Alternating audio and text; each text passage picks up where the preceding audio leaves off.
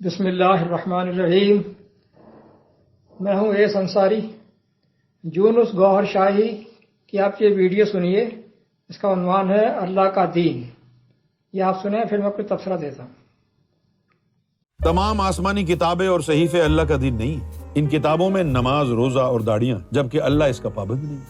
اللہ کا دین پیار و محبت ہے، خود عشق، خود عاشق، خود معشوق ہے۔ اگر کسی بندہ خدا کو بھی اس کی طرف سے ان میں سے کچھ حصہ عطا ہو جائے تو وہ دین الہی میں پہنچ جاتا، پھر اس کی نماز دیدار الہی اور اس کا شوق ذکر خدا ہے، حتیٰ کہ اس کی زندگی کی تمام سنتوں اور فرضوں کا کفارہ بھی دیدار الہی۔ جن، فرشتے اور انسانوں کی مشترکہ عبادت بھی اس کے درجے تک نہیں پہنچ سکتی۔ ایسے ہی شخص کے لیے بلے شاہ نے فرمایا، اساں عشق نماز جدو نیتی ہے، پل گئے مندر مسیتی ہے۔ علامہ اقبال نے کہا کہ اس کو کیا جانے بیچارے 2 رکعت کے امام۔ اس علم کے متعلق ابو ہریرہ نے فرمایا کہ مجھے حضور سے 2 علم عطا ہوئے، ایک تمہیں بتا دیا، اگر دوسرا بتاؤں تو مجھے قتل کر۔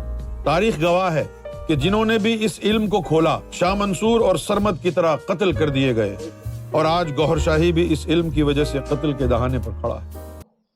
فرماتے ہیں کہ تمام آسمانی کتابیں، صحیفے اللہ کا دین نہیں ہے، یہ آپ نے سنا۔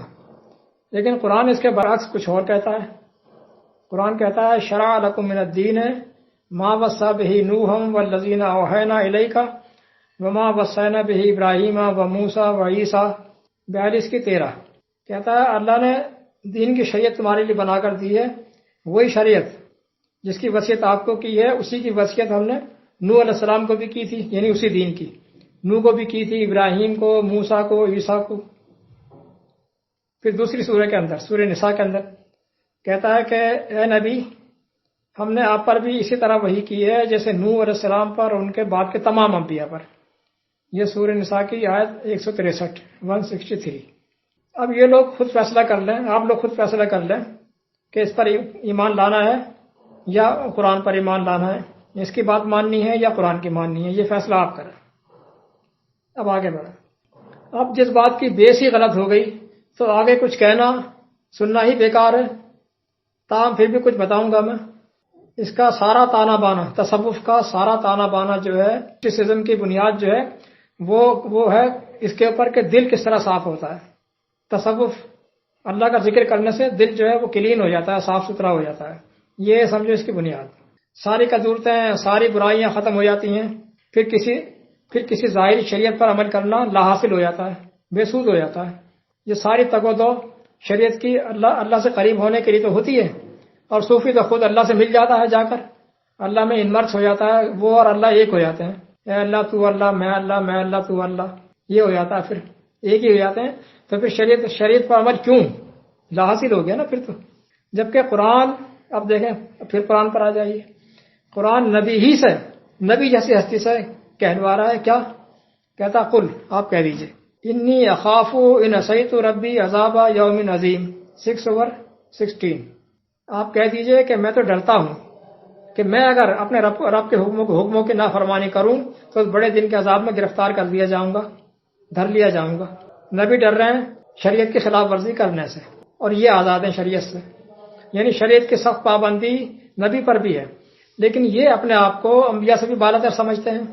اور سینکڑوں مثالیں موجود ہیں کہ انبیاء کو یہ معاذ اللہ اپنے جوتے کی نوک پر رکھتے ہیں۔ اب ہم ذکر پر کچھ روشنی ڈالتے ہیں۔ ذکر کہتے ہیں نصیحت کو، ایڈوائس کو، ایڈمونیشن کو۔ ذکر کے معنی الفاظ کی ریپیٹیشن نہیں ہے، تکرار، اللہ اللہ اللہ یا اور کسی قسم کا کوئی ورد تکرار کے ساتھ۔ ذکر کے معنی یہ نہیں ہے۔ اب ہم قرآن سے بتاتے ہیں کہ ذکر کسے کہتے ہیں، کہ ہمارے پاس تو قرآن ہے، نصیحت کی کتاب۔ قرآن سے بتاتے ہیں کہ ذکر کسے کہتے ہیں۔ اب آیت نکالیے آپ، یا ایھا الذین آمنوا، بے شک اے ایمان والو، شراب، جوا، آستانے، پانسے، یہ سب ناپاک اور شیطانی کام ہیں، ان سے بچو۔ یہ 5/90۔ اب آگے چلیں۔ بے شک شیطان تو چاہتا ہی یہ ہے کہ وہ تمہارے درمیان دشمنی پیدا کرا دے، شراب خوری اور جوئے کے ذریعے سے۔ پھر وَيَصُدَّكُمْ عَنْ ذِكْرِ اللَّهِ، اور اللہ کے ذکر سے تمہیں روک دے۔ یہ 5/91، اگلی سورہ، اگلی آیت۔ اب سمجھ میں آ گیا ذکر کا مطلب؟ اللہ نے تمہیں نصیحت کی تھی کہ شراب اور جوئے کے قریب مت جانا، یہ نصیحت کی تھی۔ یہ شیطان نے اللہ کی نصیحتوں سے روک دیا تمہیں۔ نصیحتوں سے روک دینے کو ذکر سے روک دینا کہا اللہ تعالیٰ نے. وَيَصُدَّكُمْ عَنْ سَبِيلِ اللَّهِ، اور وہ تمہیں اللہ کی نصیحتوں سے روک دے گا، روک دیا اس نے. تو ذکر کا مطلب نصیحت ہے، مطلب اللہ کے ذکر پر عمل کیا جانا ہے، نام کی مالا جپنا نہیں. اللہ کی نصیحتوں پر عمل کرنا، اللہ کا ذکر کرنا، سمجھ لیں. اللہ کی نصیحتوں پر عمل کرنا، اللہ کا ذکر کرنا. اللہ کی نصیحتوں سے غفلت برتنا، اللہ کے ذکر سے غفلت برتنا. ذکر کا مطلب یہ ہے قرآن. اللہ کا ورد نہیں. یہ تو شیطان کی چال ہے کہ اللہ کے ذکر کا مطلب بدل دیا. اب اس شخص کے دل کو کہ کتنی صفائی ہوئی ہے، اس شخص کے یونس گوہر شاہی کتنی صفائی ہوئی ہے. جو جاننا چاہے گا مجھے بتایا، میں اسے وہ کلپ سینڈ کر دوں گا، وہ شیئر کر دوں گا، جس میں یہ شخص اپنے منہ سے فحش گالیاں، گندی گندی گالیاں نکال رہے ہیں. کن کو؟ ان کو جو ان کے خلاف ہیں، ان لوگوں کے نا، ان کو گالیاں نکال رہے ہیں، اور باقی کے تمام ان کے ساتھی داد تحسین دے رہے ہیں. پتہ لگے گا کہ کتنا ان کے دل کی صفائی ہوئی ہے. ان صاحب کو اتنا پتہ نہیں کہ گائیڈنس، ہدایت تو اللہ کی کتاب سے ملتی ہے. یہ لوگوں کے اقوال کہاں نقل کر رہے ہیں. فلاں یہ کہتا ہے، فلاں یہ کہہ رہا ہے، فلاں یہ کہہ رہا ہے، کہہ کے بند کر دیا، چیپٹر کلوز کر دیا. لو جی سمجھا دیا انہوں نے. گائیڈنس اللہ کی کتاب سے ملے گی، ہدایت بندوں کے اقوال سے نہیں. قرآن اپنے نبی کو بھی پابند کر رہا ہے. دیکھیں پھر قرآن آ گیا. آپ کہیں گے قرآن ہی تو ہے ہمارے پاس، اور ہے کیا؟ قرآن آ گیا، کہتا ہے فذکر بالقرآن 50/45. فذکر امپریٹیو آ گیا. اے نبی آپ نصیحت کیا کیجئے. کس سے؟ بالقرآن، قرآن سے، اپنے ذاتی اقوال سے نہیں، قرآن سے. یہ کسی بلے شاہ اور اقبال اور کسی کے ابو ہریرہ کو لیے بیٹھے ہیں، ان سے نصیحت کر رہے ہیں، اور نصیحت کر کے بند کر دیا. یہ صوفی کس قسم کی باتیں کرتے ہیں. ایک آدھ مثال میں دیتا ہوں، بھری پڑی ہے ورنہ سمجھانے کے لیے ایک آدھ میں دیتا ہوں، آپ سمجھ لیں کہ کس قسم کی باتیں کرتے ہیں. یہ جناب اشرف علی تھانوی صاحب بہت بڑے عالم ہیں، بہت بڑے عالم ہیں. ان کی بہشتی زیور اکثر لوگ دیا کرتے تھے پہلے اپنی بیٹیوں کو جہیز میں.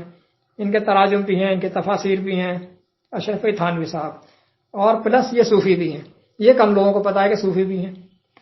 یہ اپنی کتاب امداد المشتاق کے صفحہ نمبر 110 پر لکھتے ہیں ایک صوفی کا واقعہ نقل کر، سچے موحد کا. کہتے ہیں ایک سچے صوفی سے لوگوں نے کہا اگر حلوہ اور اسٹول